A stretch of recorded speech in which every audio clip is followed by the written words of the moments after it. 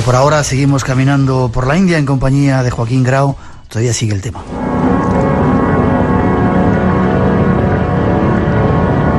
Y quizá por eso allí en la India hay un dios nuevo, que es el dios Visa, sí. La tarjeta Visa. El más adorado. ¿El más adorado? Sí, bueno, el más adorado. Tú enseñas la tarjeta Visa y no hace falta que sea oro, que supongo que ni saben lo que es, porque una tarjeta Visa ahora ya debe ser, vamos, ríete de Brahma, ¿no? Pero vamos, en este caso, Brahma, Vishnu, Shiva, yo diría Visa, Brahma, Vishnu y Shiva. Y además suena bastante a Dios de hindú. La verdad es que una tarjeta Visa, como ellos viven en el símbolo y la estampita, para entendernos, la fuerza de la tarjeta es doble. Por un lado es un símbolo de poder y luego es esa estampita símbolo de una extraña fuerza que te da, pues o tú vas con eso y te dan dinero. Yo no sé si ellos entienden lo que un día me preguntó mi hijo cuando era pequeñito. Dice, entonces tú, papá, con esa tarjeta vas a donde quieras y te dan dinero. Dije, sí, hombre, vas al banco y te dan dinero siempre. Digo, sí, antes lo he puesto. Dice, bueno, me dijo, entonces esto ya no tiene gracia, ¿no? Entonces yo creo que ellos acaban comprendiendo que aquello más o menos, estoy hablando de quienes están viendo que aquello es realmente poderoso, porque aquello acaba con el karma. Ríete tú de bañarte en el Ganges, con la tarjeta Visa sí que has acabado con el karma. Ya se supone que tienes salud y por descontado que si tienes comida y tienes todo lo que tú más o menos apetezcas. Esto está claro. Entonces la tarjeta Visa tú la ablandes así y automáticamente te abre las puertas, porque es un país que tiene hambre, eso no cabe duda. Estoy hablando en general, salvo las capas que someten a los demás. Estos lógicamente ya tienen la mejor de las visas, no necesitan ni la tarjeta, estos ya tienen el poder, pero cuidado porque como señaló, empiezan a despertar. Quizá ha servido, se hablaba mucho de que Oriente vendría a Occidente, pues yo he visto más Occidente y más deseo de Occidente en Oriente que no en cambio deseo de Oriente en Occidente, porque un hecho es cierto. No es. Yo quiero terminar diciendo, no sé si terminamos más o menos. Tenemos todavía unos cuantos minutos. Unos cuantos minutos. Bueno, pues luego lo diré, porque tampoco quisiera dar la sensación de que todo es ironía con respecto a la India y que hay que verla. Pero bueno, luego si acaso señalaré también que hay aspectos positivos y que hay que tenerlos en cuenta. Ahora lo señalamos, ¿te parece? Y hay varios puntos de cremación, bastantes puntos. Yo tengo fotografías muy bonitas, bueno, con... Ahora ya dejan fotografiar, antes no dejaron fotografiar. No en el no en Benares, no, más arriba, mucho en zonas más interiores donde hay unas cremaciones que yo tengo las fotos, vamos, te las puedo entregar cuando quieras si se utilizan, donde hay unas cremaciones también y allí dejan fotografiar. Yeah. Y efectivamente, pues bueno, es otro punto sagrado, como hay tantos puntos sagrados en la ruta, esa ruta de sagrada que tiene la India, de la especie de romería de ruta sagrada que baja desde arriba. Entonces, y que sigue más o menos el Ganges. Entonces, bueno, el Ganges es un río precioso, como lo es el Rin, supongo, ahora estará muy sucio, pero quiero decir que lo que estamos hablando es otro tema y que cadáveres hay, vamos, esto no lo puede discutir nadie, ¿no? A lo mejor cuando uno va, pues no ve un cadáver, pero vamos, que todos lo hemos visto.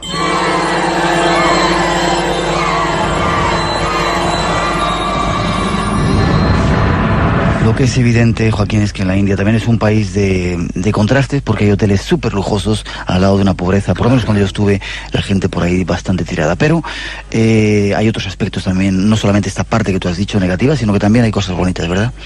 Hombre, mira, la India, por eso digo, una cosa es, a ver, el artículo destaca dos cosas muy claras.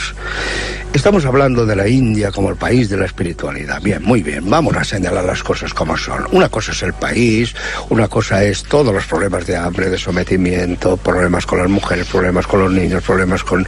etcétera, etcétera. Que no tiene nada que ver con la espiritualidad, sino con todo lo contrario. Con la superstición, con la imaginería, etcétera, etcétera.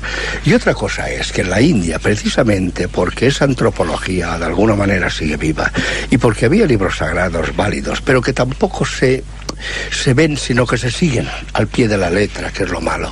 Si esos libros se analizan, se ven, claro que hay técnicas de meditación que son válidas, pero luego ocurre lo que ocurre también. Luego ocurre que hay muchos santones que ellos han desprestigiado también la India. Gente que está utilizando eso obtener un dinero. Entonces yo lo que quiero señalar, lo mismo que cuando fui con los aucas, yo no es que elogiar a los aucas en contra, o sea, un selvático en contra de nuestra cultura. Lo que hacía es destacar nuestros problemas y nuestras deficiencias en función de la otra cultura que había en el otro lado. Y aquí estoy haciendo lo mismo. Digo, señores, si vas a la India, y además ve a la India, vale la pena que vayas. Vas a ver un extraño mundo, y el Benares ya no digamos. Pero cuidado, no pienses que aquello es espiritualidad.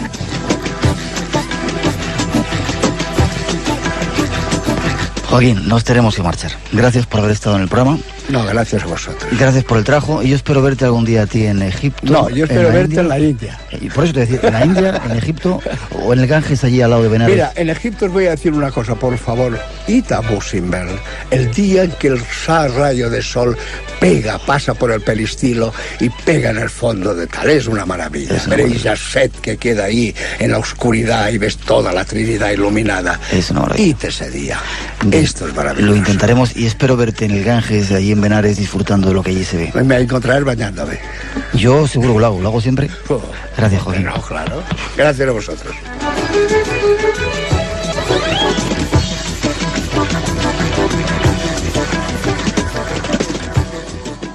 Si te gusta el misterio y lo desconocido, tienes una cita con nosotros.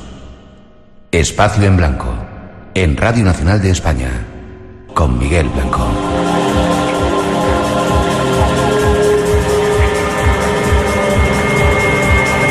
Y seguimos, tras ese paseo por la India y más temas que queremos ofreceros.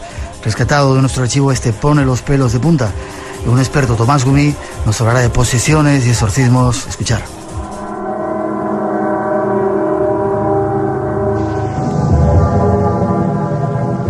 En Huelva, el 17 de diciembre de 1990, un grupo de personas aún no identificadas profanaron el cementerio de la ciudad.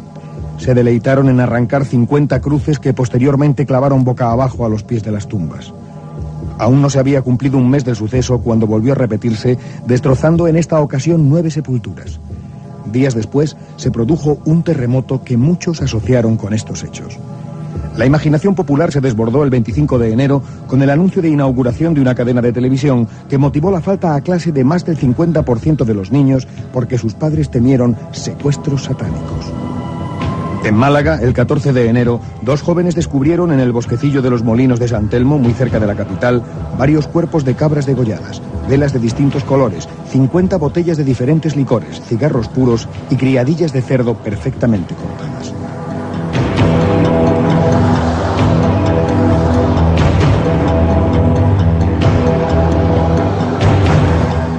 Se han dado cuenta de la cantidad de prácticas demoníacas que están teniendo lugar en nuestro país en estos días.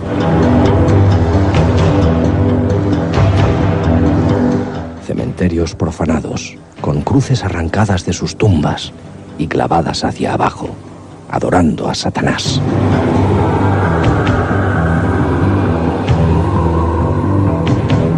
Niños que desaparecen y de los que no se vuelve a saber nada.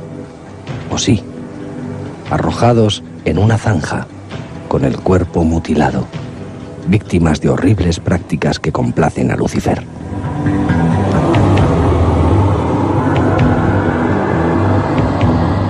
Parece que las sectas satánicas están recobrando fuerza. Intentaremos saber cómo actúa la bestia en nuestros días y de qué manera lo está llevando a cabo junto a nuestro invitado.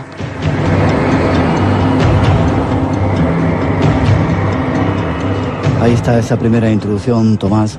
Y bueno, quizá preguntarte, antes de nada, ¿qué está pasando? ¿Qué ocurre últimamente? Que un montón de compañeros en los informativos están dando noticias de extrañas desapariciones de niños, algunos de ellos utilizados en rituales. Hablábamos con Juan Blázquez, nuestro común amigo de Haití, y decía que fuera de nuestro país, evidentemente en Haití sí se daban casos de niños utilizados en rituales para el diablo. Sí.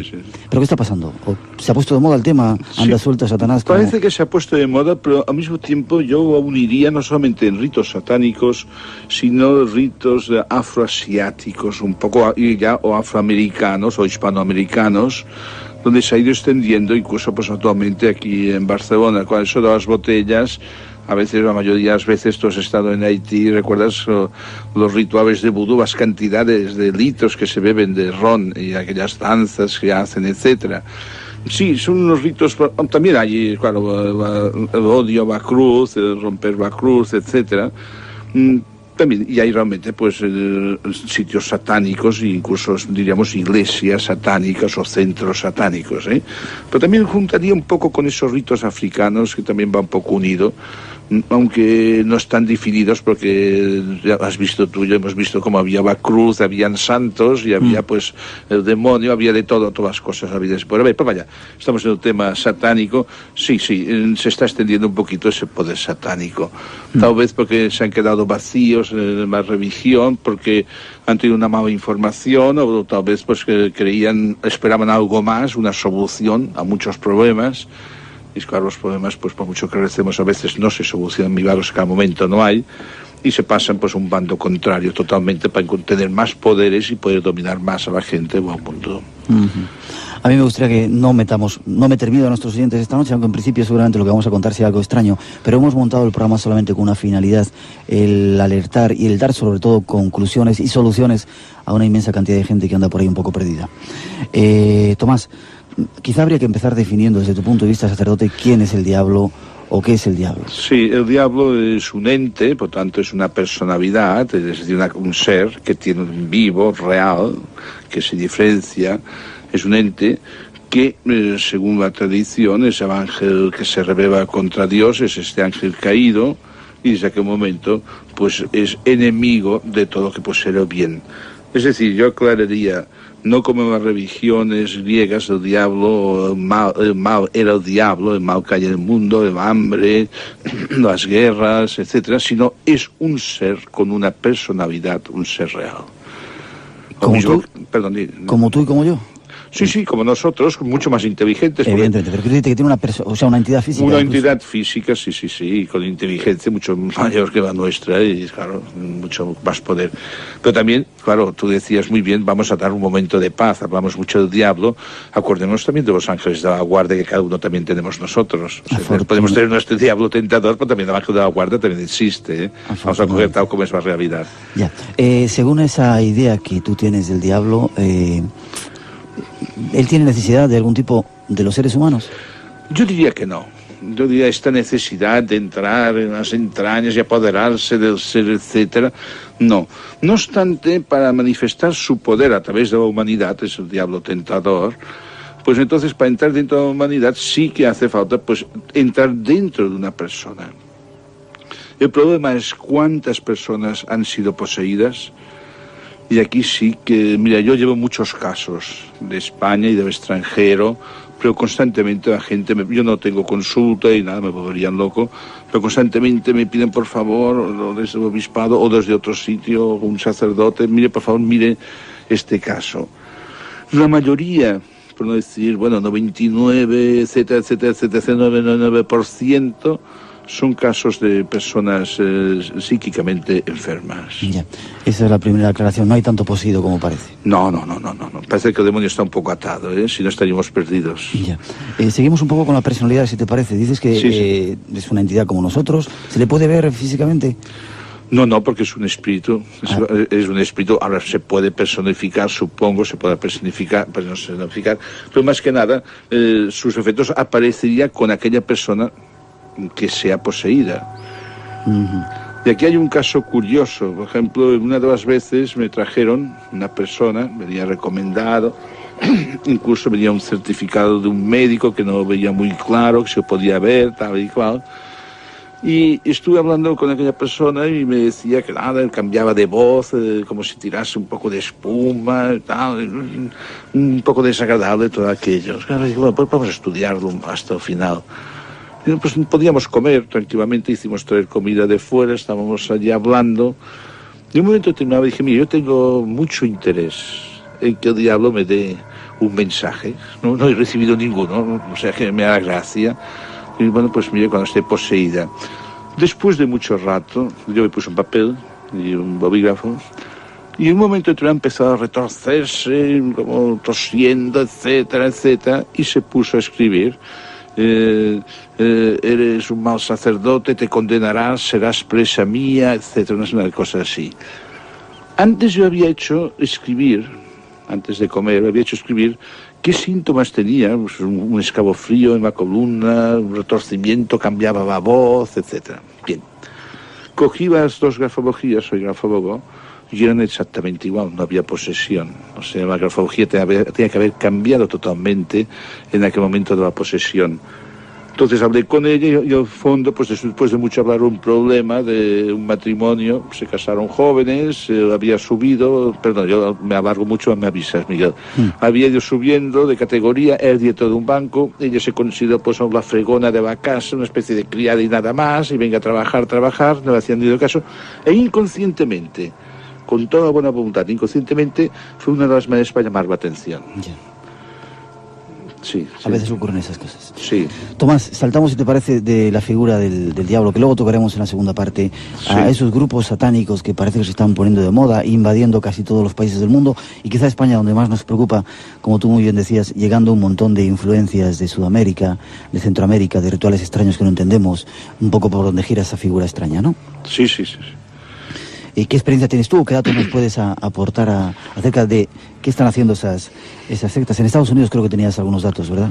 Sí, pero yo no tengo exacto. Yo estuve con Monseñor Balducci. Me parece que en el mundo, no es por decirlo, somos los dos que nos hemos dedicado más. Hay otras personas también, Padre Pilón, etcétera, en Madrid. Pero hemos tratado más, hemos ido investigando más sobre esos casos. Incluso Monseñor Balducci decía que los ritos, el rock and roll, había descubierto, hecho un libro que poniéndolo al revés habían unas frases satánicas, gritos, etcétera, etcétera. Bien, yo no he llegado a tanto de eso, no he tenido tiempo y además no he llegado. Pero sí, por ejemplo, pues en Cataluña, por ejemplo, se celebra mucho la fiesta de San Juan. Esa que quemar lo viejo, los muebles viejos, hacer el fuego, la noche más corta, pero es una noche pues grande, en oposición a la noche del 24 de diciembre, 6 meses después, que es la fiesta del Dios Sol, y se hace la noche, y es el Cristo Nacimiento. Bien, pues se hacen fiestas y a veces hay ciertos lugares que se hacen esa especie de ritos satánicos. Algunas veces también son ritos que son sexuales, incluso pues puede ser pecado que incita si se ha bebido un poco y alegremente. A veces son ritos de juerga, otros no, supongo que otros sean ritos serios y se hacen en particular en alguna casa, etcétera. Sí que parece ser que hay algunas personas que comulgan y cogen la forma y entonces sirve pues para hacer unas vejaciones, pues no sé, para con un cuchillo pues clavarlo en un altar, cosas de estas. Yo realmente no he visto ninguno, no he asistido, pero sí me han dicho que sí existían. Ahora, ¿hasta qué punto es la invocación? El demonio es sordo, porque yo realmente personas endemoniadas, pues he encontrado muy poca gente, por decir casi ninguno. Y recuerdo pues el exorcista de París, un padre jesuita que se pasó toda su vida en París como exorcista, y él decía que tal vez un caso había encontrado, uno más, tal vez dos, con esta duda, que podría ser posible, de persona endemoniada. La mayoría de los casos pues son personas que un poco desequilibradas, con una obsesión, con una serie de problemas, que han ido a médicos, no se curan, van a un psicólogo, van a un psiquiatra, visitan pues curanderos, visitan videntes, etcétera, y todo aquello pues se va haciendo peor.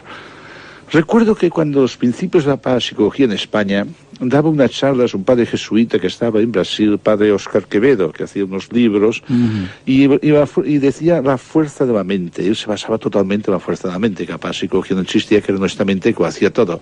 Yo no estoy de acuerdo, en la parapsicología hay efectos que no son nuestra mente y desbordan totalmente nuestra mente. Pero en fin, nuestra mente también tiene fuerzas suficientes incluso pues para hacer mover objetos. Y tiene fuerzas pues para tener una clarividencia. Entonces nos pasaríamos ya a otros efectos que después tal vez más tarde podemos ir especificando.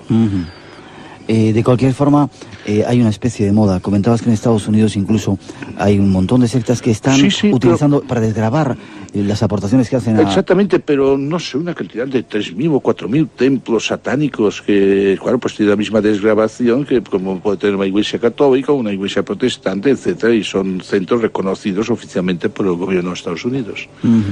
¿Y qué opina o cómo ve la Iglesia este resurgir del diablo? El Papa creo que decía que había que volver de nuevo al camino, a las enseñanzas. ¿Están preocupados por ese auge? Mira, lo del diablo, si eso se hubiese explicado en los años 36, ya nos lo explicaban en ejercicios espirituales, o 34, 35, o mismo en los años 40 nos hubiésemos sonreído un poquito. Ya creíamos con el diablo, pero en fin, estaba muy bien atado, muy bien escondidito. Es a raíz de una película de exorcista, muy bien hecha, más en una película que es un caso real. Dentro de un momento pondremos alguna introducción de esa película. Exactamente, pues a partir de esa película la gente empieza ya a preocuparse y realmente queda impresionada, y cualquier cosa que les pase es el diablo que me está fastidiando, me está siguiendo, me lo estropea todo. Y es cuando aparecen muchos más casos de los que realmente pues que son realidad. Ya.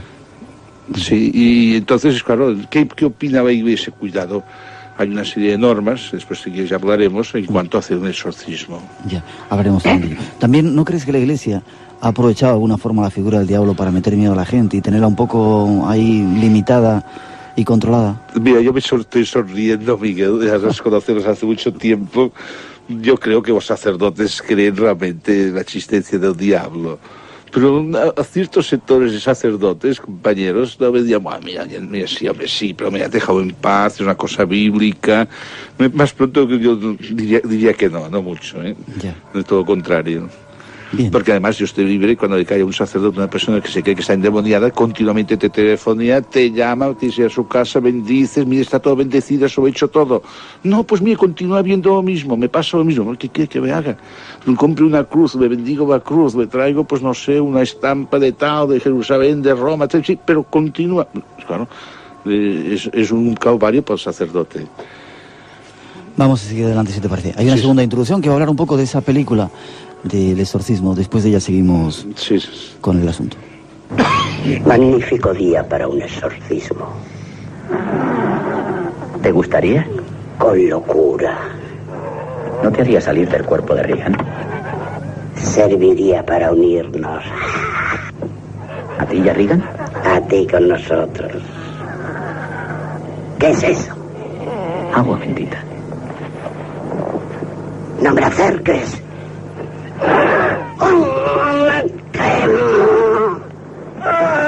Me quema.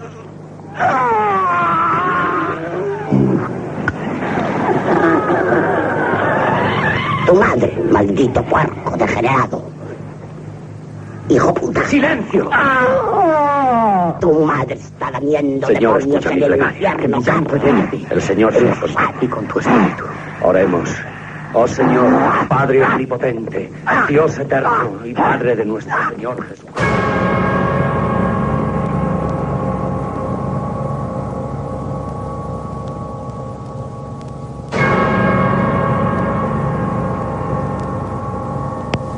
La imagen de la posesión ha quedado asociada para siempre con la de esta niña. Una creación literaria llevada al cine. ¿La recuerdan?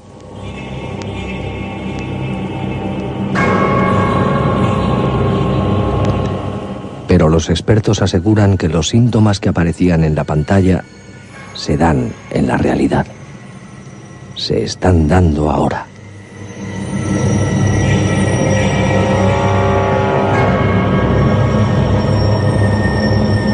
Y como en la ficción muchas personas son capaces de hablar lenguas extrañas que no conocían, ponen sus ojos en blanco, presentan llagas y úlceras, escupen, insultan, y la visión del agua bendita les hace gritar despavoridos.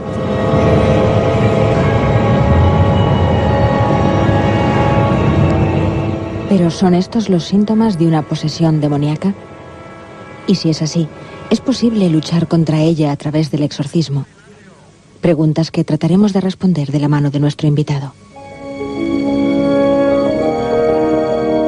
Ahí estaba el caso de esa película, Tomás, supongo que tú también lo recuerdas, fue algo famoso y como tú decías... Muy bien, sí. Sí, hizo que mucha gente comenzara a plantearse que había posesiones, muchas más de las que realmente suceden, ¿verdad? Exactamente. Decías también que el caso era real, lo que pasa que creo recordar que no era una niña... Es un chico que ya es un joven o un señor ya casado, tiene hijos, los dos jesuitas, el joven murió, el padre mayor jesuita aún vivía, o sea, es un hecho real. Realmente la película está muy bien hecha. Entonces empieza a estudiar un poco más y se dicen pues que esa gente no era católica, eran de la iglesia ortodoxa, y después a través de una tía, de un viaje, del caso de ese chico, la chica en la película, pues entonces van creyendo y al final cogen a unos padres jesuitas, por entonces hay una serie de cuestiones, pero en fin, la película me parece estupenda. Se dio en televisión un caso de exorcismo que se había hecho en Estados Unidos. Sí. Y había pues un sacerdote que cogía a una señora, aquella señora entraba en la iglesia, en una especie de capilla, que era una especie de comunidad muy pequeña, comunidad de unas monjas o lo que sea, llevaba una cruz, empieza la celebración de la misa. Mira, una de las características, de las grandes características, es una versión de la persona poseída, o sea, la característica del diablo es una aversión a lo sagrado, odio a todo lo sagrado. Cuando me viene gente y me dice, mire padre, yo estoy endemoniada, noto dentro de mí, está dentro de mí, y veo que lleva pues la cruz de Caravaca, cualquier cruz de Cristo de Panto, o de las Angustias de Medina Cebe, o que queráis, ¿verdad?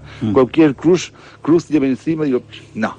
Mire padre, yo ya voy a iglesia y rezo mucho, pero continúo con el demonio. No. Se opone totalmente el demonio a entrar en una iglesia, aunque sepa llevar bebas blancas, negras o lo que queráis, a llevar cruces a una cosa sagrada.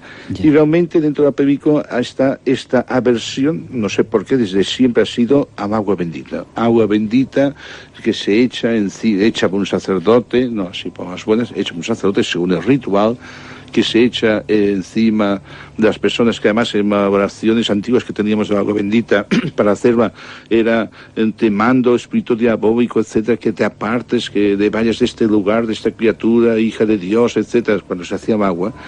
Pues todo esto es unas imprecaciones para que el diablo rechace totalmente el agua bendita o una cruz.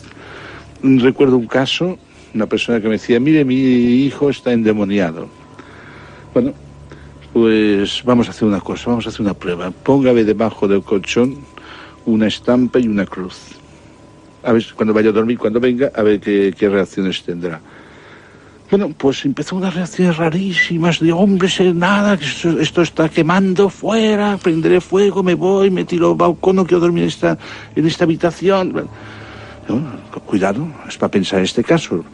Era una cosa inconsciente, pues claro, es un odio inconsciente o sagrado. Si una persona pues es atea, una persona tiene odio a la religión y que vaya contra la cruz y blasfeme tal y cual, no es que esté endemoniado, es una aversión de una manera inconsciente, sin saberlo. Pero preguntando en este caso a esta persona, hablando, resultó que la abuela le había dicho, mira, esa noche dormirás muy bien porque tu madre te pondrá una cruz, etc. Por tanto, ya no me valía como signo de endemoniado. Si nos centramos un poco en el caso de la película El Exorcista, cuando se ha dado un caso auténtico de posesión, ¿ocurre como pasa? ¿Es tan fuerte como esa película o lo han exagerado? No, es fuerte, parece ser que es fuerte, y además realmente dicen que por poco que pueda el diablo, a mí no me ha pasado nunca, gracias a Dios, se tira encima del sacerdote, va sobre el sacerdote y va pues a destruirle, a hacer todo lo que sea posible. En esa película se daba una serie de síntomas que a mí como experto me gustaría que tú dieras síntomas para saber si una persona está endemoniada, aparte de la aversión a todo lo sagrado y al agua bendita. Sí, mira, yo antes distinguiría, si te parece, antiguamente, en épocas anteriores, a la Edad Media, se habló mucho de demonios, de monjas, conventos, de monasterios que estaban monjas endemoniadas o poseídas. Era una histeria colectiva, yo diría, monjas que habían entrado sin vocación, era obligación pues que las hijas de cierta categoría pues se casasen con gente noble, pues que se dicen monjas para ser abadesas, etcétera. Entonces, ¿hasta qué punto hay vocación? ¿Hasta qué punto no hay una lucha con su sexualidad, su manera de ser normal? Y de esta manera pues van a salir una serie a veces de cosas raras en conventos, en monasterios. A los principios ya de la fundación de la Universidad de la Sorbona, más tarde reafirmaba San Vicente Ferrer, decían esta norma, vayan con mucho cuidado los sacerdotes en hacer un exorcismo, porque es tan fuerte el ritual, las imprecaciones, te mando en nombre de Dios, en nombre de la iglesia, maldito, sal de aquí, etcétera, etcétera, bestia inmunda, etcétera, son tan fuertes que si la persona es un enfermo mental y no está poseída, lo ponemos mucho más enfermo. Se le puede hacer más daño, Me ¿verdad? parece muchísimo más daño. Pero bien, vamos a seguir. Había antes una persona que tuviese un ataque epiléptico, que se desconocía, pues decía que, claro, se retorcía como una serpiente, tenía espumarajos, sacaba espumarajos de la boca, etcétera, unos alaridos, gritaba, endemoniado. Hoy día, pues, un ataque epiléptico y no hay nada de endemoniado. Una persona que hablase de diferentes lenguas, tuviese, lo que decías antes, lenguas pues, desconocidas para ellos, hablaba pues latín y no había estudiado nunca latín, una persona inculta, una persona pues que supiera cosas del futuro o de pasado y se pudiese demostrar, está endemoniado, es poder del demonio. Hoy día hay unos efectos dentro de la parapsicología que una persona normal, con unos poderes, que pueda hablar lenguas, que pueda tener evidencia, precondición, etcétera, no tiene por qué estar endemoniado.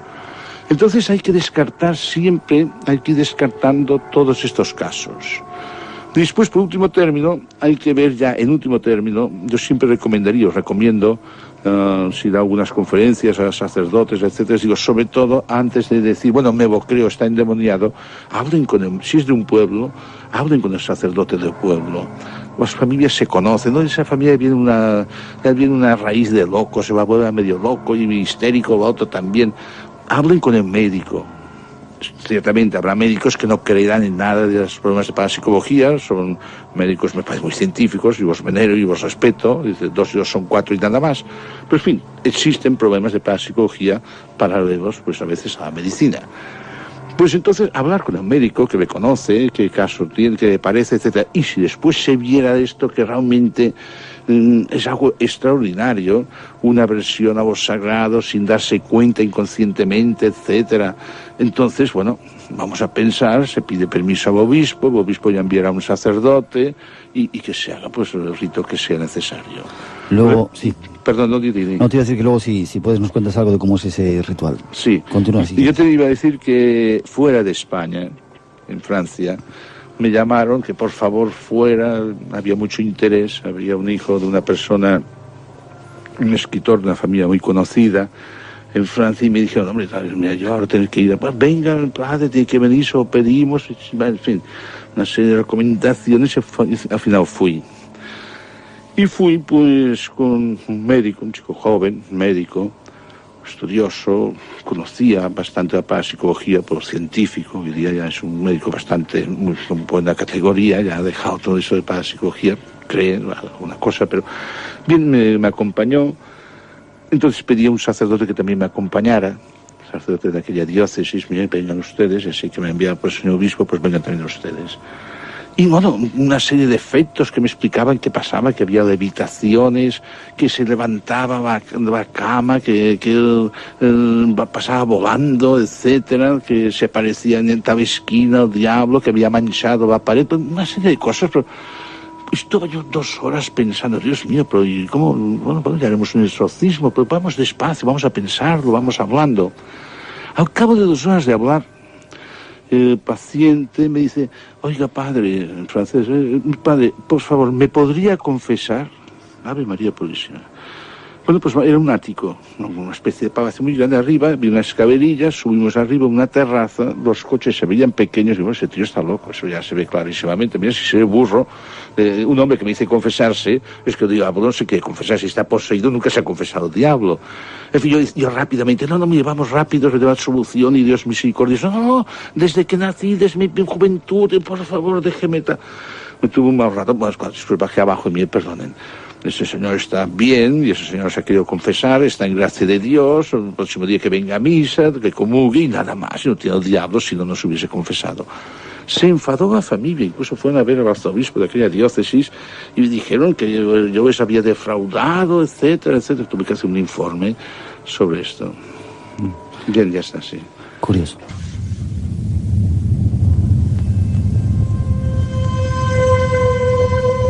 Esta noche ese viaje nos lleva a conocer más detalles de exorcismos y de posesiones.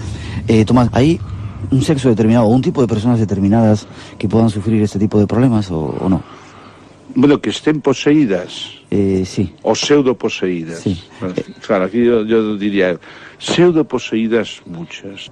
La mente, una persona que dice que está poseída, que hay un diablo, que hay un ser, no, ya no diablo, a veces seres, entes bajos, también se ha hablado de entes bajos, etcétera.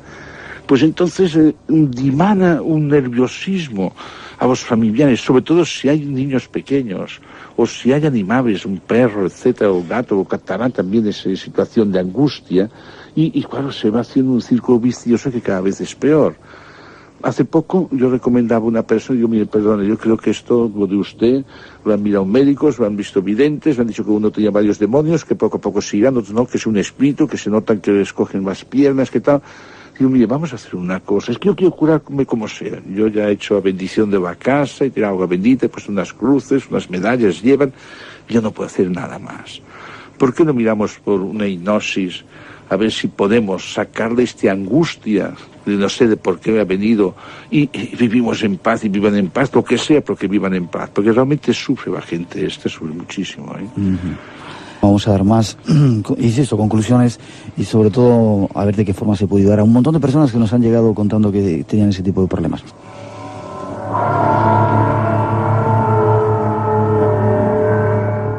Si te parece, Tomás, algunas formas de hacer los exorcismos, ¿cómo es el ritual? ¿De qué forma? Mira, antiguamente había unos rituales, en el ritual romano, que además teníamos un ritual toledano para las diócesis de Toledo, un ritual de las diócesis tarraconenses, aquí en Cataluña, etcétera.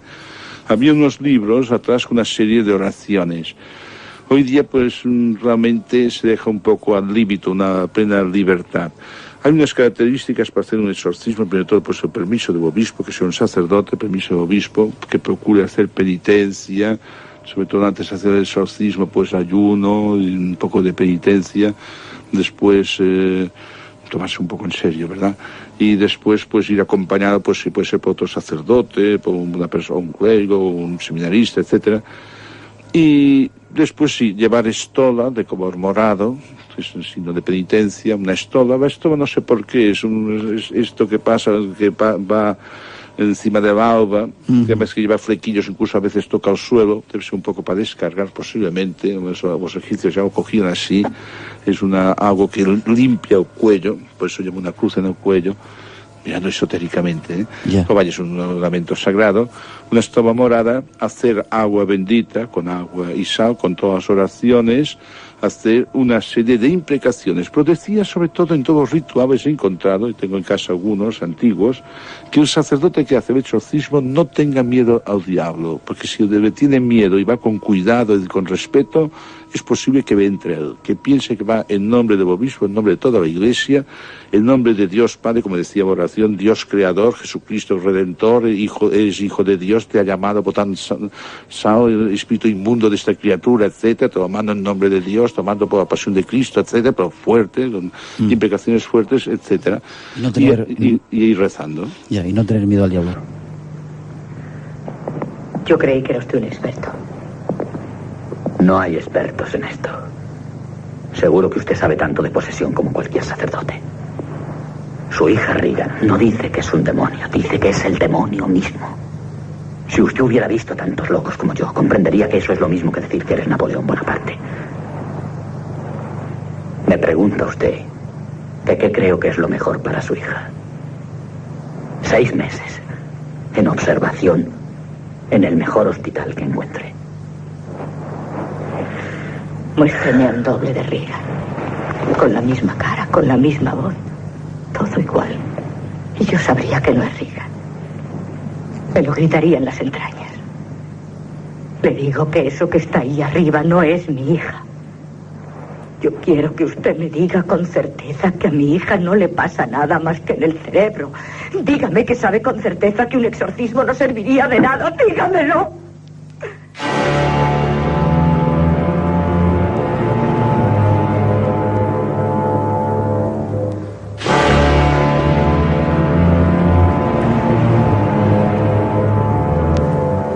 Sí, necesitamos pruebas. Queremos saber si realmente Satanás penetra en las almas, Se hace con los cuerpos, anula voluntades, posee.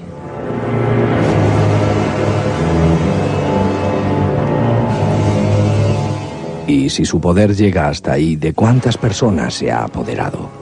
¿Qué número de víctimas desea? ¿Quiénes son más propicios para caer en sus manos?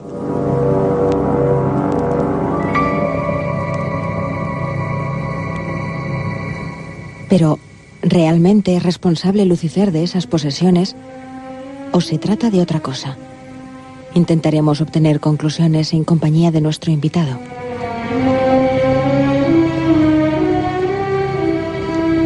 Y volvemos de nuevo a Barcelona, donde está nuestro invitado Tomás Gumi. Tomás, sigues por ahí, ¿verdad? Sí, continúa. Ahí estaba esa tercera introducción que pretende sobre todo dar... Unas conclusiones rápidas, sí. Quizá la primera, no hay tantos poseídos, lo llevas diciendo a lo largo del programa, cómo se piensa, ¿verdad? Sí. Yo diría en primer lugar, para quedar las cosas claras, yo creo con el diablo, con el demonio. O sea, que no se imaginen que, mira, un sacerdote que no cree, no, yo creo con el demonio. Creo que no hay tantas posesiones como se dice, además por los muchos casos que he visto, pues posiblemente tal vez un solo caso, no sé, era en un pueblo fuera de aquí de Cataluña, me pidieron ya con permiso del obispo, fui, estuvo presente el párroco, hubo una serie de efectos que yo no podía saber que yo estaba tocando alguna cosa sagrada, no podía saber que aquella agua pues era agua bendita, o había unas gotas de agua bendita dentro y no era un agua normal, del grifo directamente, no podía saber, pero antes de entrar ya va madre con aquella agua o yo con la mano, una cruz muy pequeña escondida, iba a tocar, eso quema, va madre, su mano está quemando, etcétera. Estuvimos rezando, estuvimos 2 días, parece ser que fue mejor, una persona que comulgaba frecuentemente, un momento pues dejó de comulgar. Pero vaya, yo creo como existencia del diablo. Ahora, yo también pienso que Dios es nuestro Padre. Y no hay ningún padre humanamente que coja a unos niños pequeños, los ponga dentro de una jaula de leones y diga, mira tú, defiéndete, a ver qué hacéis. Realmente es difícil poder luchar contra un ser que no ves. Porque claro, yo puedo luchar con una persona humana como yo. Puedo tirar una cosa a la cabeza, puedo ganar o puedo perder. Pero un ser que no ves, que te ataca por delante, por donde quiera, y constantemente, es muy difícil.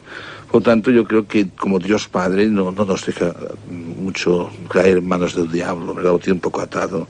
Ya. ¿Cuántos casos? No sé, yo diría muy pocos. Sí que conozco a veces casos de chicos y chicas que por llevar una oposición a su familia, que era muy religioso, o estuvieron en un colegio religioso, o por otras serie de circunstancias, pues han hecho pactos con el diablo, han hecho una carta, han firmado que le dan su vida, le dan su alma, que se entregan totalmente, se ha entregado, en fin, pero realmente los ritos sexuales, los ritos los que sea, pues sí, todo eso ha ido muy bien. Pero después lo he visto bastante normales, o sea que pensaban que tendrían muchos más poderes y que serían millonarios y dominarían a los demás, y he visto que más o menos lo que he visto continuaban igual. ¿Cuántos hay? Muy pocos, yo diría. Personas que son más propicias, no quiere decir que sean todas estas personas que voy a decir, pero aquellas personas que a veces pues tienen unas depresiones, o tienen un histerismo, o tienen una idea que todo va mal y que todo va mal y que no es por culpa de ellos, etcétera, pues posiblemente a veces son más fáciles de coger. La persona que está poseída es responsable. Pues no lo sé, esto sí que ya no te puedo decir si realmente es que ha entrado y por qué ha entrado. Pues ya digo, yo he visto poquísimos casos de personas poseídas. Afortunadamente. Y como dato importante, una persona que está realmente poseída tiene una aversión absolutamente total contra cualquier cosa que sea... Cualquier cosa sagrada inconscientemente, no que vos sepa. Ya. Por ejemplo, hay una película, hay una película que es una chica que está en un internado y hay un sacerdote jesuita que dice, me hace una prueba, coge 3 sobres iguales, pone 2 papeles dentro, un papel doblado dentro del sobre, otro papel, en uno dentro de aquel papel doblado pone un papel en blanco, en otro papel en blanco y otro una estampa. Se cierra los sobres. Inconscientemente, me decía el padre jesuita movió los 3 sobres para que no le pudiese coger la mente, la chica en qué sobre estaba la estampa, y dio vueltas y dijo, mira, lleva esto a la madre, o baja esto a la madre. Y cuando cogió uno, me parece que era el segundo, no sé, el tercero, no recuerdo, pues no, eso no toco, eso quema tal y cual. En un caso de posesión, pues claro, esto es una película que se hizo, que después iban volando por encima de los bancos de la iglesia, etcétera. Pero bueno, quiero decir una cosa inconsciente, sobre todo aversión a lo inconsciente. Una persona que entre a la iglesia no tiene una posesión. Que llama al sacerdote, que se quiere confesar, no tiene una posesión. Que pida que le bendiga unas imágenes, una virgen, un escapulario, una medalla, no tiene una posesión. Afortunadamente, como dice nuestro invitado Tomás Gomí, no hay tantas como creemos y posiblemente muchas de las causas de esas supuestas posesiones, de casos que a nosotros nos están llegando de personas que están endemoniadas, puedan ser otras. Yo he sido de los primeros que he dicho que la Ouija, este juego tan inocente, dentro de los juegos de parapsicología o experiencias, es el único que realmente puede hacer daño. He estado muchos años de profesor en un instituto, ahora este año ya me he jubilado, y me he encontrado con chicos que hacían Ouija y realmente en algún caso recuerdo que fueron a la montaña, era invierno, aparecieron cosas raras, de tal manera que 2 chicas tuvieron que dejar el instituto, tuvieron que estar enfermas. El padre de una de ellas era psicólogo, la otra chica, su madre era médico, psiquiatra, y yo, ¿cómo los dejan ir ustedes a la noche y todas esas cosas? Una cosa de miedo entre ellos, etc. Pero mirad, se hace un canal de fuerza, sobre todo si son gente joven, alrededor de la Ouija. Si una persona pudiese ver la aura, vería pues que hay un destello de la emoción, de la intensidad con que se está hablando, sobre todo si se ve que se mueve un poco el vaso, aunque sea que uno lo mueva, etc. Pero hay un canal de luz blanca de fuerza. Además de los demonios, también yo creo bastante, he estado en el Nepal, conviviendo una temporada con los lamas, creo un poco bastante con esos espíritus bajos, nos podemos llamar almas en pena, etcétera, y creo que con esos espíritus bajos y esos espíritus que buscan luz, entran y curiosamente siempre cogen a la persona más sensible, obviamente es una chica, y la que es un poco más histérica, más nerviosita, son las que quedan más cogidas, sobre todo las chicas. Entonces, en esto hay que ir con mucho cuidado. Luego, hijas, es una de las cosas que me da miedo, sobre todo si se trata de cosas de juventud. Somos la mayoría de las veces, casi siempre somos nosotros que inconscientemente movemos. Solamente me he encontrado un solo caso, voy terminando, pero si no parece que hablo demasiado. Solamente un caso, un joven me dijo hace muchos años, padre, yo juego como Ouija, y se mueve. Digo, mira, también la toco con el dedo y también se mueve. Diciendo, padre, mirando y se mueve. Digo, eso lo tengo que ver. Fui a su casa, miré, estuve como, hija, ¿quién ha venido? Y se puso a dar vueltas, solo una cosa redonda, con de esos que lleven, como vendían en unos locales, y dice, y pone Don Tomás. ¿Qué día es? Y moviéndose sin tocar a nadie, el chico y yo, sábado. Digo, oye, haz el favor de irte, cerré la puerta, cambié sin hacer ruido la dirección de la Ouija, lo cambié todo, me hice preguntas y contestó. Dije, mira, chico Jesús, olvídate totalmente para toda la vida de la Ouija. A poco tiempo se ponía enfermo, sus padres estaban fuera, tuvimos que ponerle en una residencia, por la noche veía luces que entraban por dentro, etcétera. No pudo hacer la carrera de medicina, no pudo terminarla. En fin, y eso me da mucho miedo, esos juegos así de la Ouija. Por eso hemos querido, para dar de nuevo un toque de atención a ese juego que puede traer muchos problemas que pueden desembocar en supuestas posesiones, pero que quizás se han producido por otro tipo de cosas. A veces se complican cuando las personas van a videntes, sobre todo gente extraña que te dice cosas extrañas como esta, que puedes estar endemoniado. Sí, a veces, yo no lo digo verdad, pero a veces hay gente que dice que limpia, yo no me meto con nadie, y una limpieza de estas pues pueden pedir 200, 300.000 pesetas y pueden verlas, etcétera. A veces se ahuma más la habitación que se limpia, no, otras veces no, ¿verdad? Pero en fin, vamos a tener un respeto para todos. Pues yo aconsejaría que, primero de todo, pues hacer que un sacerdote venga y bendiga la casa, es una limpieza de la casa. Y después, pues si aparece unas presencias, a veces sí que podría ser, ya hablaba de eso Santo Tomás, que pasamos del purgatorio, el purgatorio lo pasan a veces en el lugar donde ha estado. Yo me encontré un caso aquí en Barcelona, que había unos ruidos, que fue la policía a esta casa diciendo que estaba la viuda moviendo armarios y por armarios grandes y cómodas muy grandes. Usted pues no había ningún armario grande ni ninguna cómoda. Y la policía se llevaba unas denuncias y no había nada. Y hasta se celebraron unas misas se hace decir una misa, o 2 misas, 3 misas por el difunto fulano de tal, y que descanse en paz y que nos deje un poco en paz. Esa sería la recomendación, y quedar ya tranquilos. Y quizá también cuando uno piensa en negativo o va pensando que es mala suerte, a lo mejor está generando toda esa mala onda para que las cosas salgan mal. Exactamente, sí. Cuando uno dice, me pasará esto, tengo esa desgracia, tal, llega un momento pues que al final pasa. Uno dice, me voy a caer por las escaleras, al final piensa que te caes y te caes de verdad.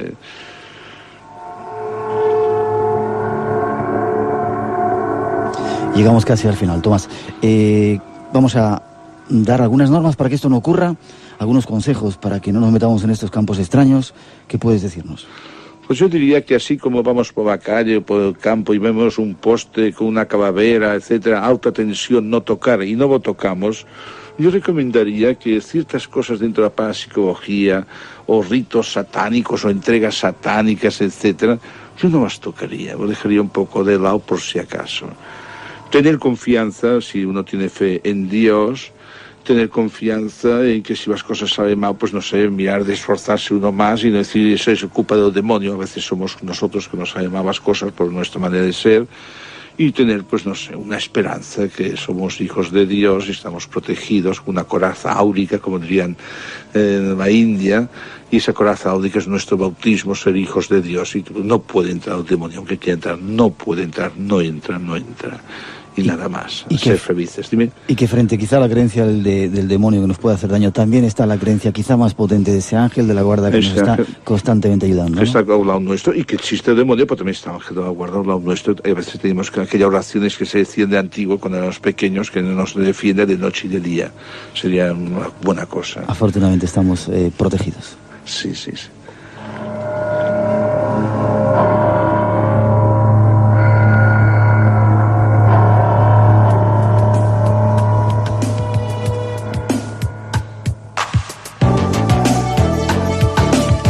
Afortunadamente no hay tantas posesiones como parece, y son otra serie de causas, a veces parapsicológicas, a veces creadas por nosotros mismos. Atentos con esos juegos.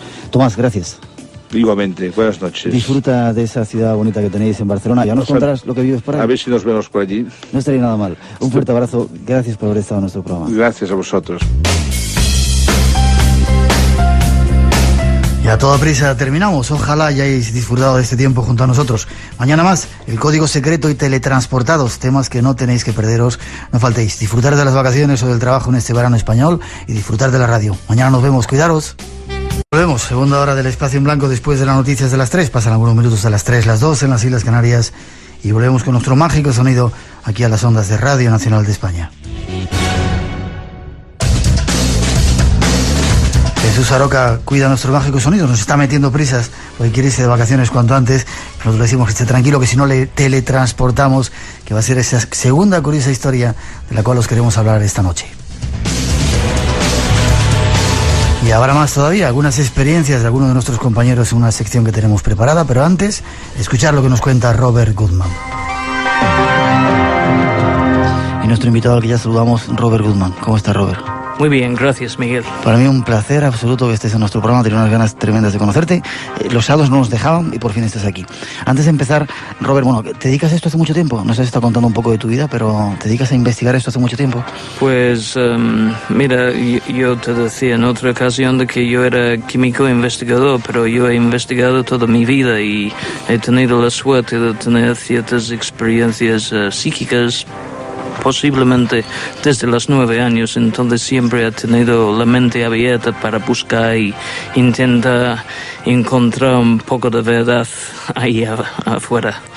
Desde los 9 años, experiencias psíquicas, ya me lo contarás en otra cosa. Sí, por supuesto. Lo que sí nos interesa, antes de empezar con este primer argumento de las teletransportaciones, en una ocasión dijiste que en un lugar en la India había un libro donde estaba escrita toda la historia de los personajes, de las personas de la Tierra. Nos llamaban personas interesadas en ello. Mínimamente, cuéntanos qué es esto y dónde está este lugar. Esas hojas de palmera son donde está escrita la historia de cada uno de nosotros.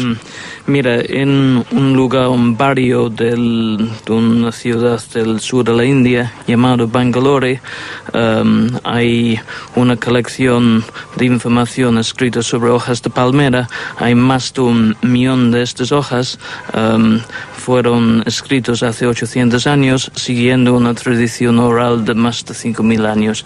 Y en estas hojas están escritos los 72.000 distintos estilos de vida de todas las personas que han vivido, viven o vivirán en la Tierra. Eso quiere decir de que si en este momento hay 6.000 millones de personas en el planeta, entonces 6.000 millones dividido por 72.000, no lo sé qué cifra da, pero imagina algo como 600 personas, tendrán un estilo de vida idéntica.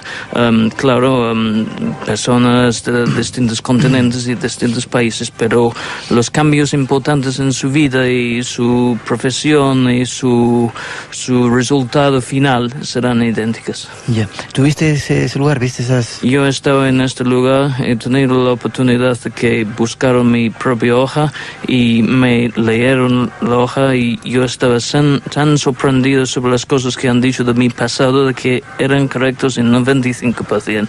Entonces no tengo ninguna razón a pensar que lo han dicho sobre mi futuro es incorrecto. El futuro nos dirá. Lo dirá, pero te decían cosas del futuro. Sí. Sí, estaba toda tu vida. Todo, hasta la día de la muerte y la fecha y dónde.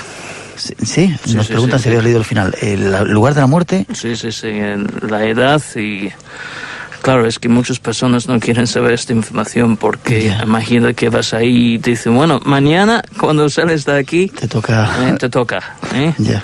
Qué curioso. ¿Se puede visitar fácil? Bueno, lo dejamos. ¿Será...? Sí. Mira, cuando... Si cualquier persona tiene la oportunidad de visitar este lugar tan insólito, entonces siempre encuentra un montón de gente de todos los países del mundo esperando su turno, ¿no? Ya. De cualquier forma, será un tema, si quieres, que toquemos en otra ocasión, ¿te parece? Sí, por supuesto. Y a lo mejor algún día me encantaría poder hacer ese viaje contigo, ya que somos también apasionados de la India, a Bangalore, a ver ese lugar. Pues yo sí quiero saber ese final, si está ahí. Este es nuestro invitado, Robert Goodman, pero esta noche nos va a hablar de otras cosas. Y empezamos a hablar de este primer tema, las teletransportaciones, después de la primera introducción que ofrecen nuestros compañeros.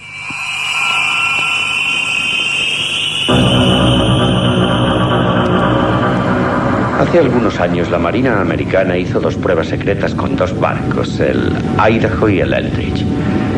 Se llamó Operación Filadelfia, basada en la teoría del campo unificado de Einstein. ¿A qué se refiere? Antimateria. Habían alcanzado una fase que desintegraba los barcos y luego los recuperaba. Pero el Idaho nunca volvió.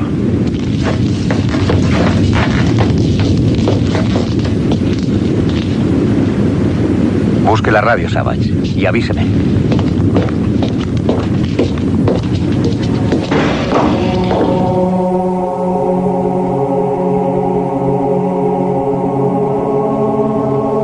Ocurría en Norteamérica.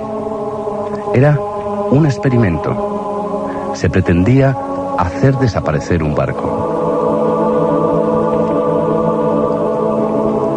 Entraba dentro de las pruebas que hacía el ejército para hacer invisibles a sus naves. Y al parecer, la prueba funcionó. Y el barco y toda su tripulación desapareció. Era el experimento Filadelfia. ¿Pero qué ocurrió realmente? ¿Qué pasó con los tripulantes? Escuchemos a nuestro invitado.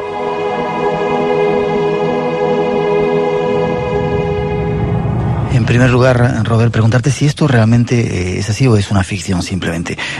Lo que contaba un poco de ese barco que desaparece, el experimento Filadelfia. Bueno, en estos días de los expedientes X es la frase, el eslogan que oímos todos los lunes, es que el gobierno niega todo conocimiento. Entonces estamos, como siempre en estos temas, en el reino de la especulación, pero hay suficiente materia escrita de investigadores muy serios quien casi se meten la mano en el fuego de decir que sí existió este experimento. Ajá. ¿Nos lo cuentas un poco cómo fue? ¿Cuándo ocurría? Sí, mira, el experimento Filadelfia ocurrió en julio de 1943, pero tengo que dar un poco de preámbulo que no está en el libro publicado sobre el experimento Filadelfia. Aquí me gustaría hablar de un científico que era como tantos en los Estados Unidos y tantos en tantos países que por su brillantez y su genio no estaba muy popular con el establishment, porque su ciencia era años luz delante de los tiempos y los intereses económicos del momento. Y entonces Nikola Tesla, que murió... Así se llamaba el científico, Nikola Tesla. Sí, entonces Nikola Tesla, en uno de sus experimentos con su transmisor de la energía, estableció contacto con unos extraterrestres alrededor de 1912 y 1914. Y entonces él estaba manteniendo esta línea de contacto con probablemente un grupo de extraterrestres de las Pléyades durante más de 20 años. Y entonces estas extraterrestres decía que ellos querían de que él organizaba o arreglaba una reunión con el presidente de los Estados Unidos, porque ellos estaban dispuestos a intercambiar tecnología, alta tecnología, para algunos otros ventajas que ellos necesitaban explotar en este planeta. Vamos por partes, si te parece, porque lo que has dicho es muy fuerte. Sí. Había un científico llamado Nikola Tesla que curiosamente obtuvo el premio Nobel en 1904 por sus avances en la electricidad. Sí. Este científico, ¿de dónde era? ¿Ruso de por ahí? No, era yugoslavo, era serbio. Pero él ha ido a los Estados Unidos porque era la gran meca de la tecnología y las posibilidades por un pobre europeo. Sí, y él allí inventó una serie de aparatos con los que decía estar en contacto con seres extraterrestres. Bueno, él inventó la famosa bobina Tesla y por eso él recibió el premio Nobel, pero aparte de esto, él inventó un sistema de transmisión de energía en lo cual utilizando las mismas frecuencias de vibración de la Tierra, era posible conseguir electricidad gratuita para todo el planeta, pero claro, eso no está dentro de las líneas económicas de los políticos, ¿no? Y entonces él, gracias a ayudas de unos particulares, él pudo hacer algunos experimentos con una torre de más de 30 metros de alto que él construyó en Long Island para no solamente transmitir ondas de radio, pero también transmitir ondas de electricidad. Y él inventó el primer rayo de la muerte de la historia. Y este rayo de la muerte era efectivamente transmitía desde una torre muy parecida a una torre de radio electricidad a billones de voltios y millones de vatios, que era equivalente a transmitir por el espacio una bomba atómica. Ya. Y este individuo inventó ese aparato y, como te decía, mantuvo contacto al menos durante 20 años con seres extraterrestres de las Pléyades. Estos seres extraterrestres le dijeron que preparara una reunión con un presidente de los Estados Unidos y él convocó al presidente Roosevelt. Sí, exactamente, en el buque Pennsylvania en 1934. En el Pacífico. Entonces parece ser que en esta conversación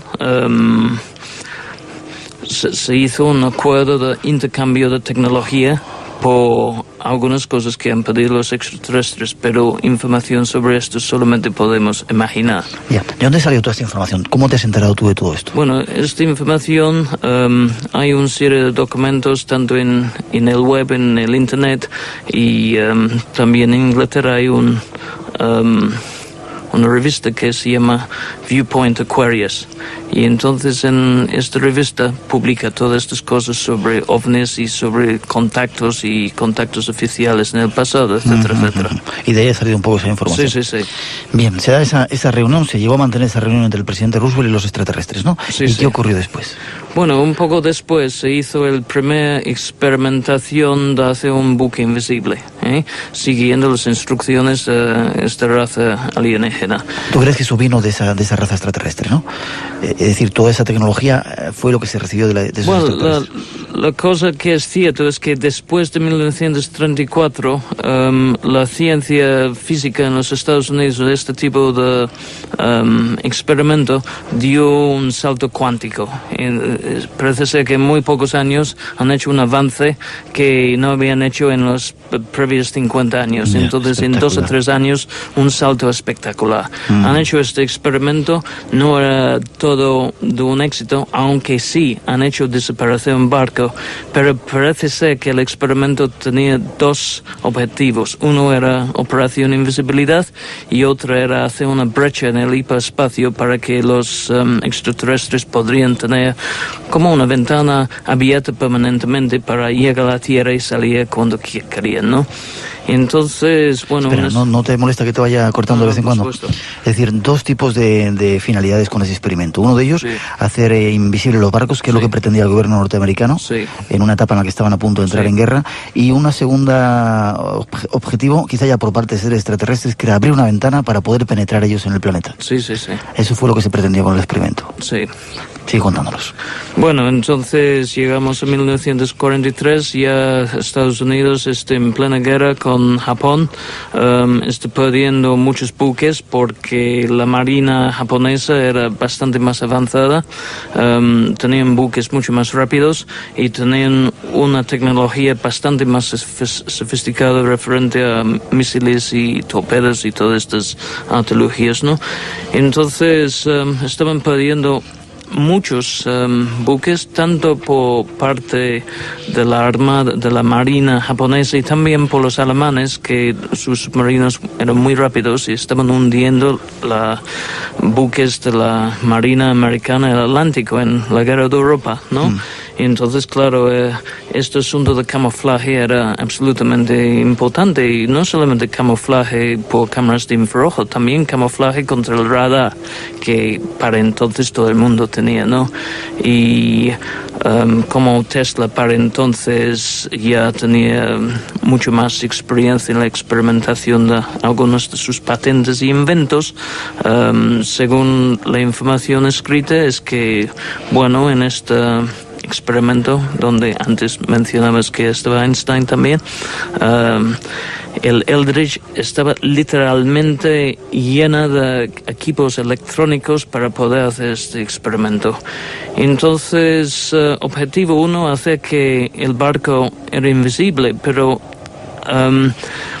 la verdad es que el experimento era un éxito desde el punto de vista de la invisibilidad, pero un desastre desde el punto de vista de la forma que volvieron la tripulación después del experimento, porque estaban todos o locos o algunos se mataron unos pocos días después y otros tenían ciertas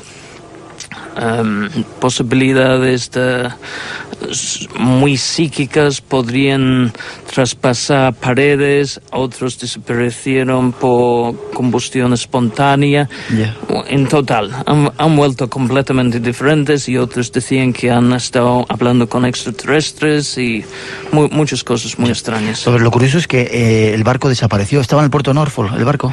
Bueno, el experimento Filadelfia salió del puerto de Filadelfia, entonces a unas, creo que era unos 15 kilómetros del puerto, entonces empezaban a encender todos los equipos a bordo y paulatinamente desapareció.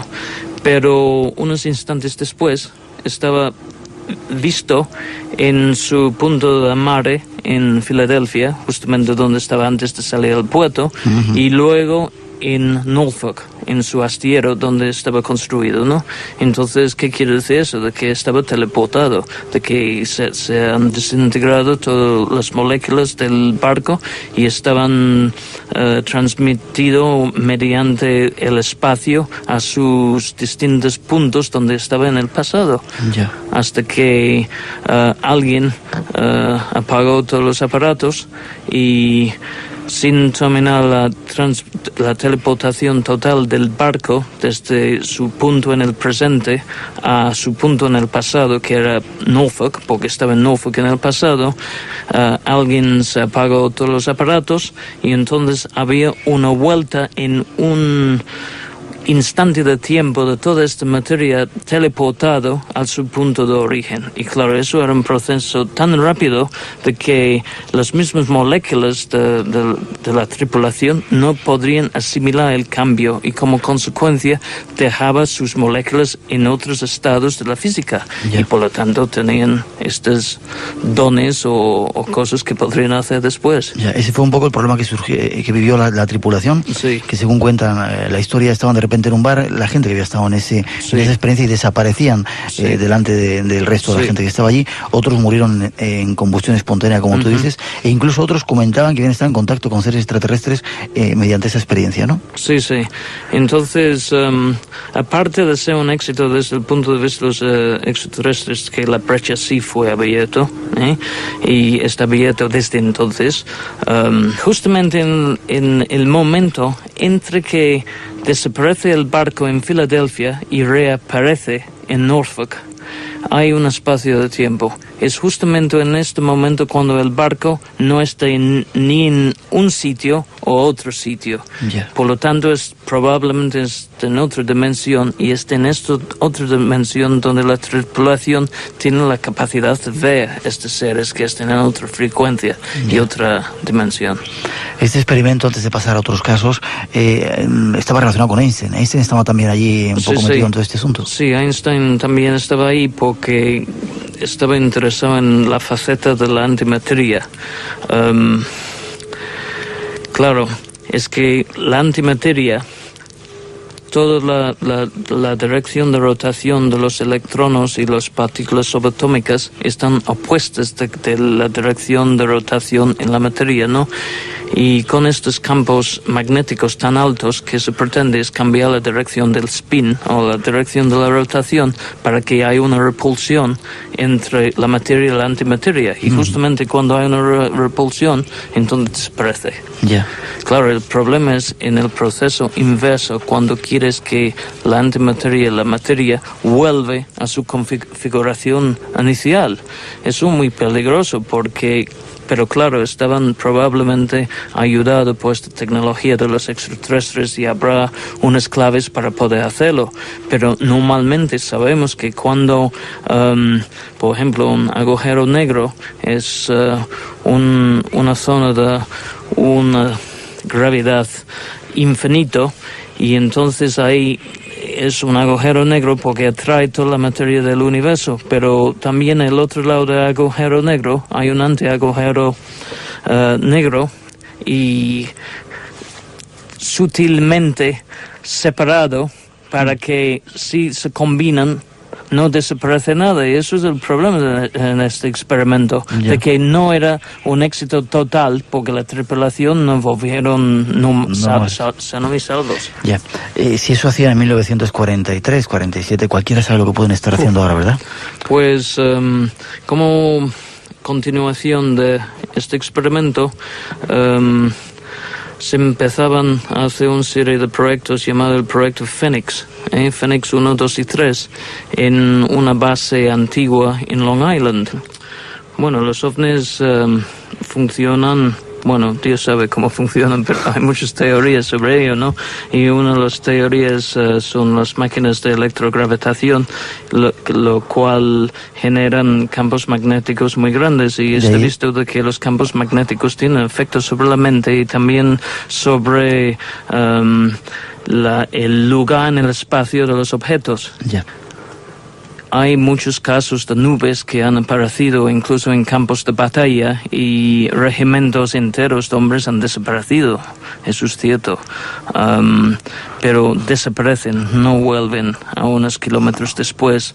Y hay otros casos donde efectivamente aparecen en Brasil o en Nueva Zelanda. Entonces, este caso ha sido quizás una mini teleportación. Una prueba quizás de algo que a lo mejor te pasará en la vida, no sé. De esas cosas nos vas a hablar enseguida. En la segunda parte, brevemente nos acabas de contar el proyecto Fénix. Hablabas de 1, 2 y 3, algo que se fue desarrollando después de lo del experimento Filadelfia. ¿Qué ocurrió? Sí, entonces parece que, como decía, que la brecha en el hiperespacio estaba abierta, los ovnis tenían su autopista a la Tierra abierta y podían visitar cuando querían. Y pues, algunos investigadores dicen que incluso han hecho sus bases en la Tierra.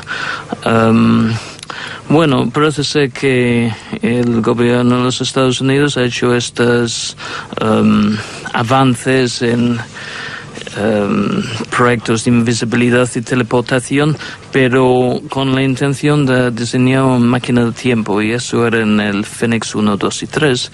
Entonces parece ser que solían proyectar personas en el futuro y luego estaban en contacto con ellos a través de sus dispositivos electrónicos para que ellos estaban describiendo que podían ver en el futuro. Entonces, esta base se llama Montauk, está en Long Island, New York, y proyectaban una serie de personas al año 2014, creo que era. Y decían que, bueno, New York ya no estaba, era un desierto, pero la zona donde él estaba en aquel momento, en el futuro, estaba rodeado por un muro muy grande. Y de que más allá del muro no había nada, absolutamente nada, desierto puro. Y dentro del muro también desierto, pero algunas construcciones muy parecidas a pirámides, ¿no? Entonces, no sé si recordáis que hace un año más o menos había una película que se llama Stargate.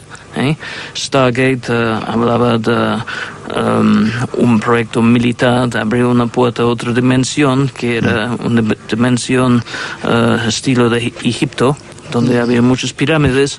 Pues esta película estaba basado en uno de los libros que está escrito sobre los experimentos de esta base en Montauk, ¿no? Sobre los Phoenix 1, 2 y 3, 1, 2 y 3.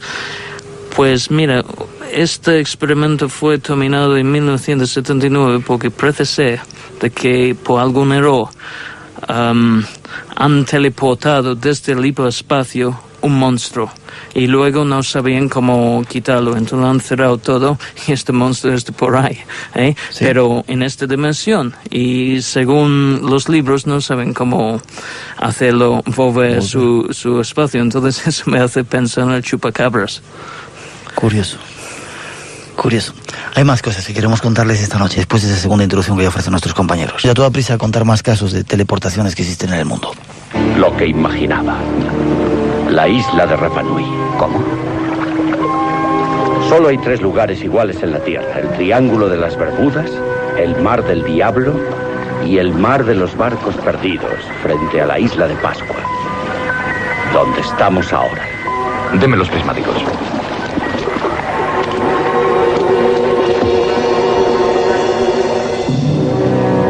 Esta era nuestra última posición.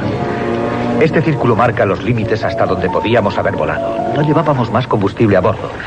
Así que si esa es la isla de Pascua, estamos a 5.000 millas de nuestra ruta. ¿Cómo pudimos llegar? Alguien nos trajo.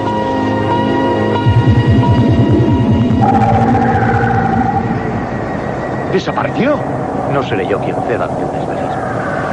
Otras veces, este extraño fenómeno ocurre de forma diferente. Unas personas que viajan tranquilamente con su vehículo por las carreteras españolas, de pronto atraviesan una extraña niebla que no se sabe de dónde procede y aparecen en otro país, a miles de kilómetros de distancia. Dicen que ha ocurrido muchas veces, más de las que conocemos. ¿Qué se esconde tras ese fenómeno? ¿Cómo sucede? Escuchemos a nuestro invitado.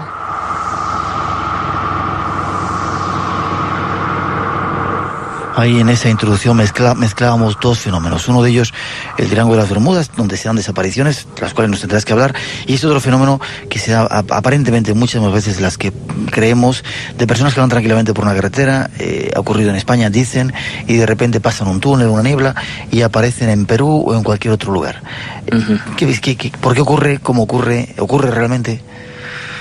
Yo personalmente creo que ocurre. No he tenido esta experiencia de teleportación, pero he tenido experiencias parecidas. ¿Tú personalmente? Personalmente. Si mis experiencias eran reales, entonces ¿por qué no van a ser reales estas otras experiencias? Antes estuvimos hablando de la tecnología de los alienígenas.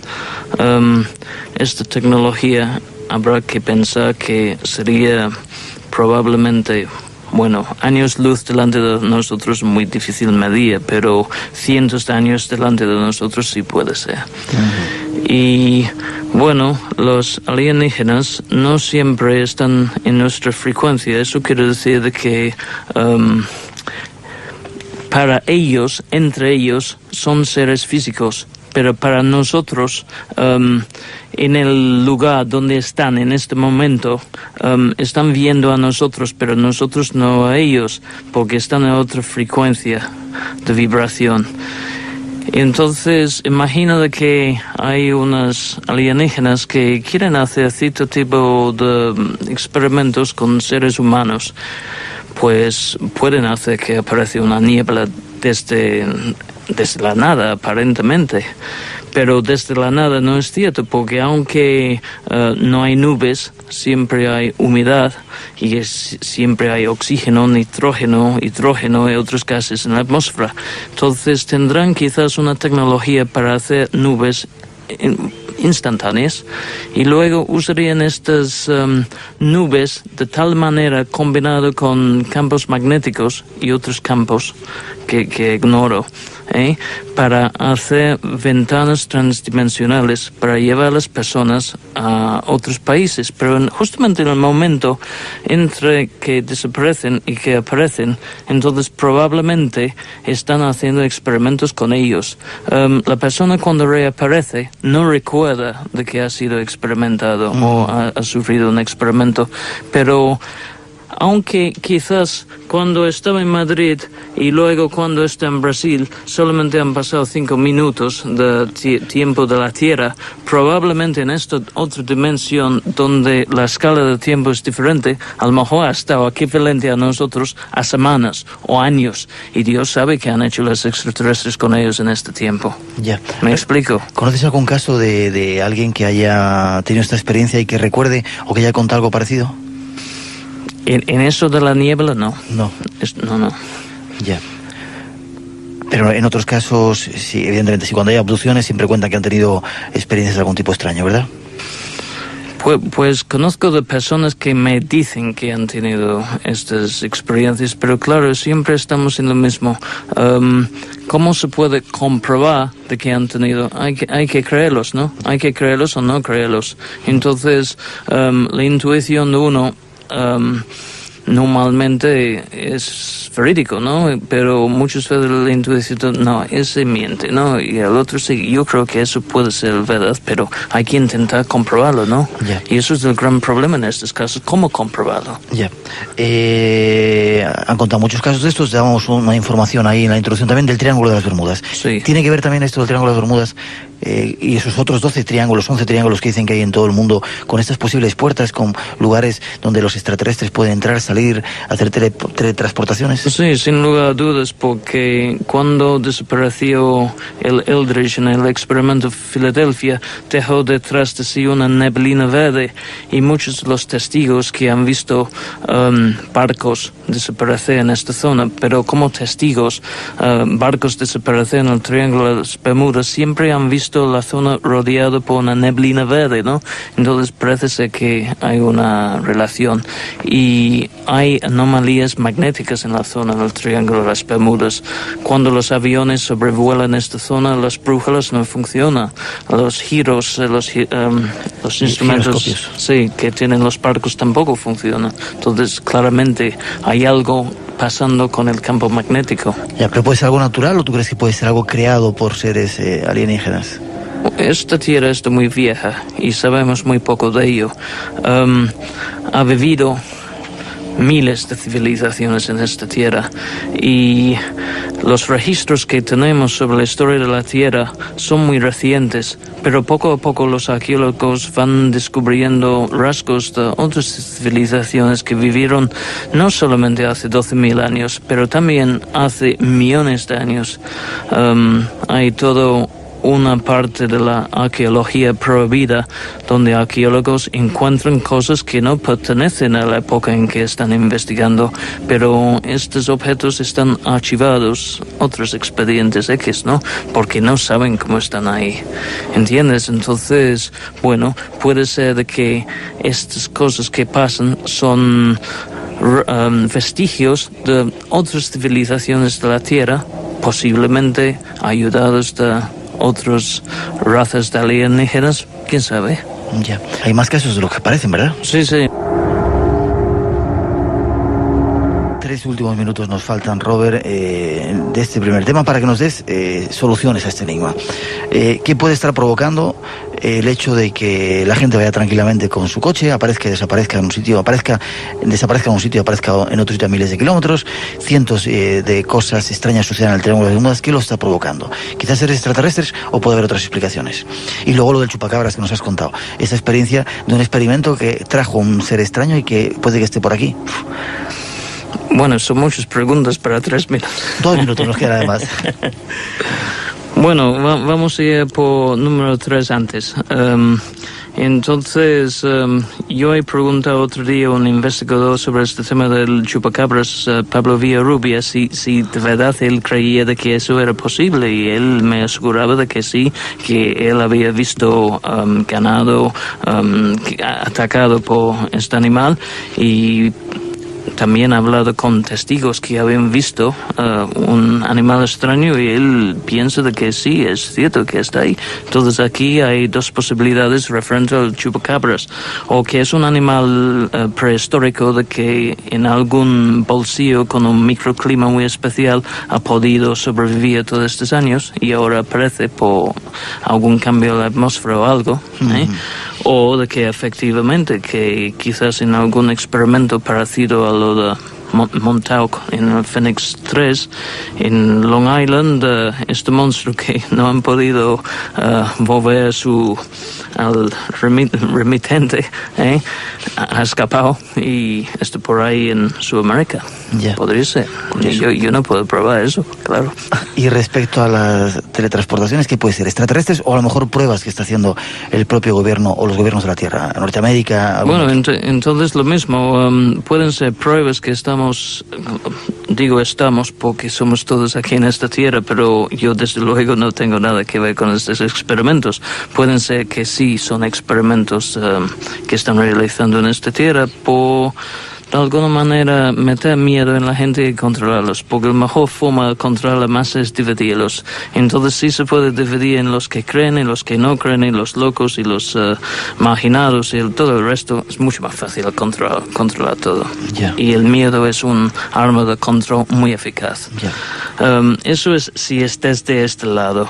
Y si son los extraterrestres, bueno, ¿por qué quieren hacer estos experimentos con nosotros? Puede caber la posibilidad que son ellos, pero ¿con qué fines? Ya, ¿con qué fines? Eso ¿Con qué fines? ¿Cuántas cosas nos quedan todavía por saber, verdad? Sí, sí. Y quizá, como dice esa película a la que tú hacías referencia, Los Expedientes, ¿cuánta información nos ocultan ciertos gobiernos, verdad? Sí, sí. Todos, yo creo. Sí.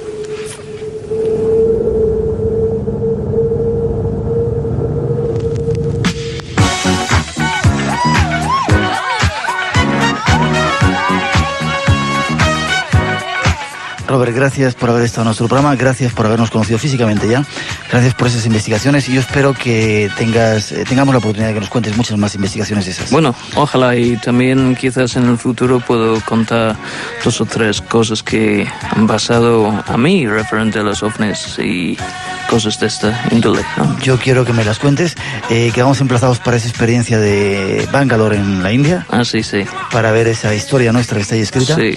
Y ten cuidado mientras vas a casa ahora por esa carretera en la que te vas, no sea que vayas a encontrar una nube de esas raras hoy y pase algo raro. Bueno, a lo mejor te llamaré dentro de una semana desde Marte, ¿no? Y piensa. No estaría nada mal. Gracias por ser como eres, Robert. Gracias a ti, gracias a tu... Espacio en Blanco. Madrugada del viernes al sábado y del sábado al domingo, de 2 a 4, en Radio Nacional de España.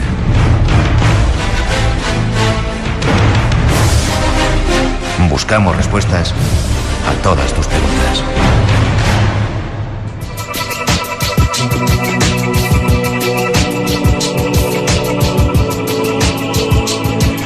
Después de haberos presentado a Robert Goodman, ese investigador, curioso personaje, seguimos adelante. Hay una sección en la que os contamos cosas, algunas experiencias. Jaime Barrientos es el encargado esta noche de relatarnos algunas historias con el peyote. Escuchar.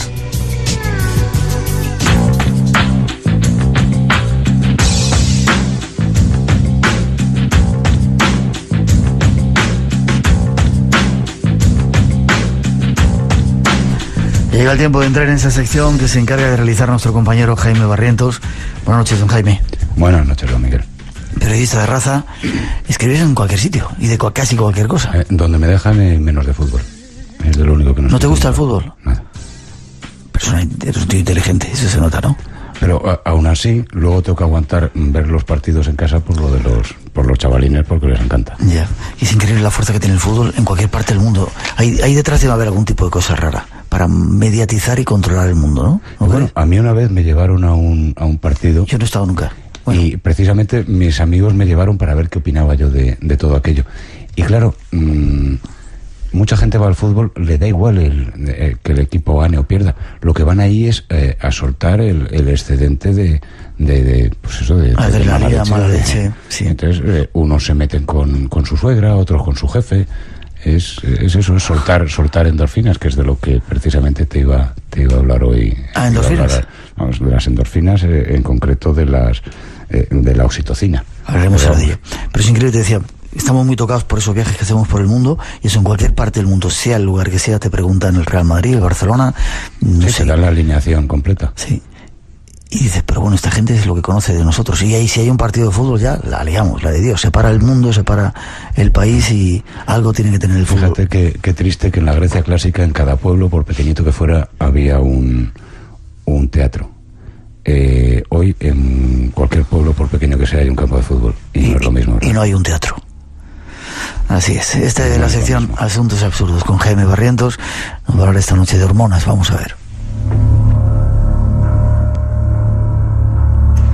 Pues ahí estamos a sus pies. ¿Hormonas o oxitocina? En concreto de la oxitocina.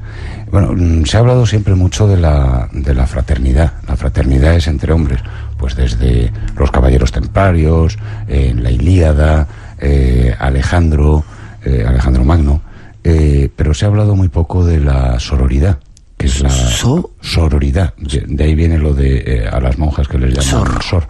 Y bueno, de las pocas que habló de las pocas escritoras que se ha referido a esto, fue por ejemplo Marguerite Yourcenar, en un libro que se llama Como el agua que fluye, que uno de los cuentos se llama precisamente así, Madre Soror. ¿Y qué significa la sororidad? La sororidad es una hermandad entre mujeres, que es, las mujeres, yo siempre he dicho que así como los hombres somos los hijos, porque estamos contenidos en las mujeres son la madre y son una. Es curioso, y se han hecho estudios además, que cuando en una reunión están 2 mujeres y, por ejemplo, pues 10 hombres, una conoce a 5 hombres y la otra conoce a los otros 5, sin que se conozcan entre ellos, de una manera mágica se pasan la información de los 5 hombres que conoce cada uno. ¿Sí? Y está demostrado. Lo que está claro es que las mujeres tienen más poderes que nosotros, y son más inteligentes, y son más valiosas, y son más de todo, ¿no? Sí, es una maravilla. Ya. Sigue contándonos, ¿qué pasa con esa...? Pues mira, curiosamente se ha hecho un estudio en la Universidad de Los Ángeles, en California. Bueno, los americanos son los que tienen dinero y tiempo para hacer este tipo de estudios. Hablando sobre la amistad entre mujeres. Y se ha descubierto que las mujeres, la amistad entre ellas ayuda a llenar los vacíos emocionales producidos precisamente por lo traumática que es para ellas muchas veces la relación con los hombres. Bueno, hay sustancias químicas en el cerebro que bueno, pues las endorfinas, las dopaminas, y en el caso de la amistad entre mujeres, lo que entra en funcionamiento es una hormona que se llama oxitocina.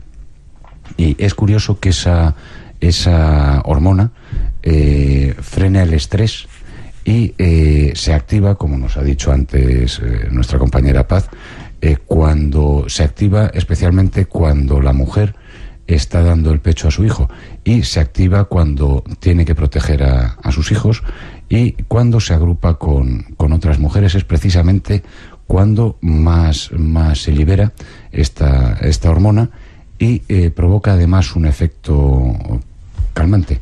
Lo curioso es que este estudio lo han hecho casi todos los que estudiaron la oxitocina, eran hombres, y se quedaron sorprendidos.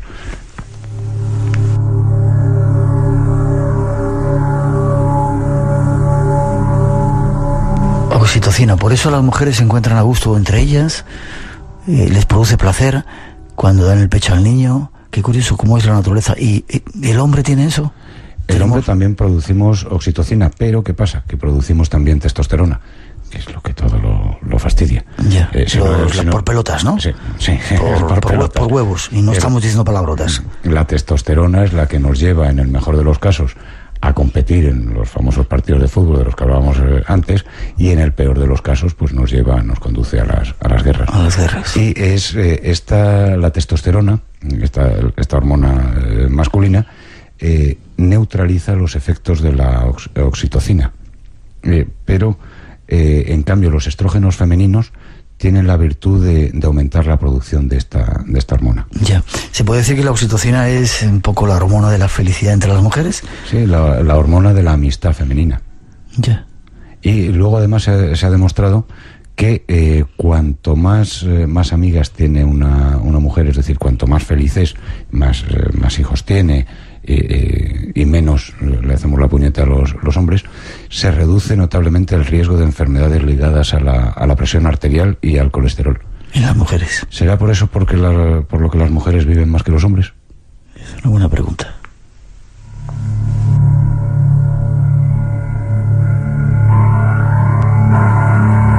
Es una buena pregunta. Lo curioso es que últimamente parece que están dando muchos más casos de amor supongo que ha ocurrido siempre, ¿no? Pero yo, por ejemplo, alrededor de mi entorno tengo mucha gente mujeres que están teniendo historias románticas con mujeres. Sin embargo, siempre se ha dicho que es muy difícil que tengas una amiga que sea entre las mujeres. Es decir, las mujeres tienen amigas o amigos, cultivan la amistad con hombres y no con mujeres, porque parece que hay un pique ahí medio raro. ¿No será eso que se lo han querido inventar los hombres para separarlas y quitar ese tremendo poder que tiene la feminidad? De todas maneras, si quieres, terminamos con un chiste, que es la diferencia que hay entre los hombres y las mujeres. Dos mujeres se ven en una boda, por ejemplo, con el mismo traje y se lanzan puñaladas con la mirada. En cambio, dos hombres nos vemos con la misma corbata o con la misma camisa y lo que decimos es: hombre, pues qué buen gusto tienes.